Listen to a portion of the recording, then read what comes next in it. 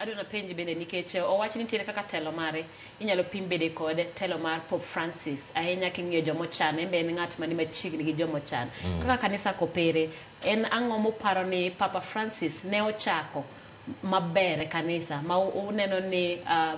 Papa Leo the 14th nyalo dhigo mbele mondo med tego kanisa.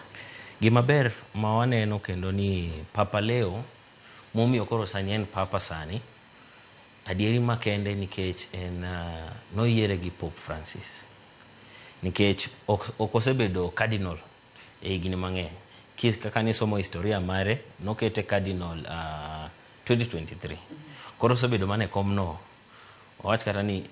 iga moro achiel kamano koro ineno ka koro paro mar Papa Francis pod dhi mbele nyaka sani wanyalo wacho ni vision ne jok mane oketo mondo chungne gik mopogre kuonde moko madongo nikech kuma ne Papa Leo ochung tich manomiye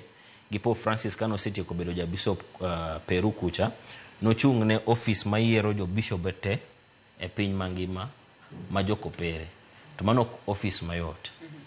mane office makoro wacho kata ni Nairobi kae kapo ni koro wach ni anyolo tieko tije ng'ama dhi karo kanye ne ng'ama nochungne office no koro yudo ka tije notiyo nyaka gi nong'e pinje gi kaka ji nonego bed ni timo tije moko matut koro gima dhi mbele mana ng'e ni Papa Leo dhi ting'o kata wach ni dhi go mbele kwa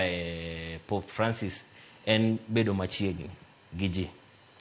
to kendo gik moko ne nitie kanisa ma Catholic ni ne nitie process moro miluongo ni synodality